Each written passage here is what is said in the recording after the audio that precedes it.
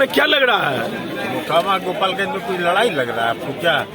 इस सवाल जो आप पूछ रहे हैं आपको कुछ बुझा रहा है क्या कोई लड़ाई? कड़ा मोदी की आंधी बढ़ रही है, आप कुछ कहिए नहीं मोदी की रहा है। आंधी तो पता चल जाएगा 6 तारीख को।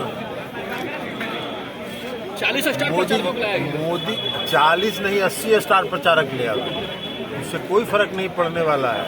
शाहनवाज हुसैन कहते हैं कि मोकामा में खौफ तो ये ना शाहनवाज हुसैन पुराना हवाबाज है, उनका काम है हवाबाजी करना, इसलिए हवाबाजी से नहीं होता है।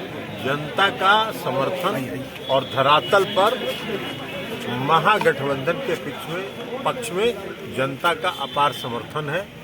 और अभी तो हम मोकामा घूम रहे हैं, खास करके मोकामा में हम आज आपको बता देते हैं 6 तारीख को गिनती होगी और मोकामा का पिछला सारा रिकॉर्ड टूटेगा। जेडीयू के राष्ट्रीय अध्यक्ष ललन सिंह मोकामा के अपने धूर विरोधी रहे बाहुबली अनंत सिंह की पत्नी नीलम देवी के चुनाव प्रचार में उतर गए हैं। उपचुनाव में राजद कैंडिडेट नीलम देवी के पक्ष में ललन सिंह ने रोड शो किया है। जेडीयू के राष्ट्रीय अध्यक्ष ने एक बार फिर से विरोधियों के खिलाफ आग उगला है। इस बार ललन सिंह के निशाने पर बीजेपी के वरिष्ठ नेता व नीतीश कैबिनेट के सबसे चर्चित मंत्री रहे शहनवाज हुसैन है।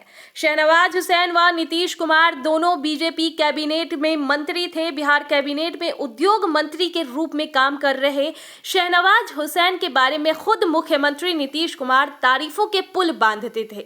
अब उनके पार्टी के राष्ट्रीय अध्यक्ष ललन सिंह उन्हें हवाई नेता करार दिया है। बीजेपी ने ललन सिंह पर तंज कसते हुए कहा कि जेडीयू के जो राष्ट्रीय अध्यक्ष हैं उनकी राजनीतिक कैरियर 2000 से शुरू हुई, अब जब वे राज्यसभा सदस्य बने थे।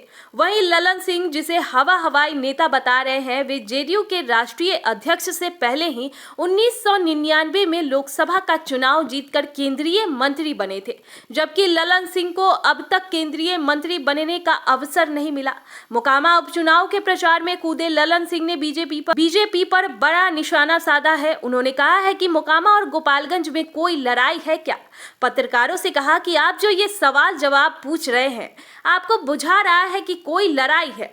मोदी की आंधी पता चल जाएगा 6 तारीख को। भाजपा वाले 40 क्या 80 स्टार प्रचारक लाए, उससे कोई फर्क नहीं पड़ने वाला है। ललन सिंह ने आगे कहा कि छोड़िए न शहनवाज हुसैन को, पुराना हवाबाज है, उनका काम ही है हवाबाजी करना।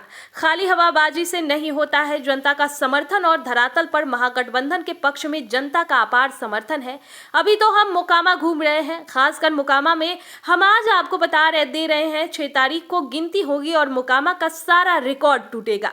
बीजेपी प्रवक्ता डॉक्टर निखिल आनंद ने ललन सिंह पर पलटवार करते हुए कहा कि वे 7 जन्म में शहनवाज हुसैन की बराबरी नहीं कर सकते। बीजेपी के वरिष्ठ नेता शहनवाज हुसैन 1999 में पहली दफे लोकसभा का चुनाव जीतकर संसद पहुंचे थे। इसके बाद 2006-09 में भी चुनाव जीते। बीजेपी सरकार में खाद्य प्रसंस्करण और नागरिक उड्डयन मंत्रालय का जिम्मा भी संभाल चुके हैं।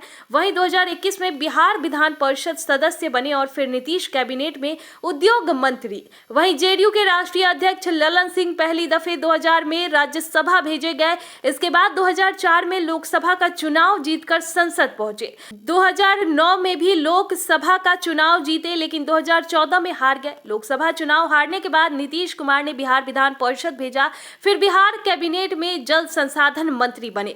2019 में बीजेपी से जेडीयू का गठबंधन था तो मुंगेर लोकसभा का चुनाव जीतकर संसद बने। वैसे ललन सिंह को अब तक केंद्र में मंत्री बनने का सौभाग्य नहीं मिला है।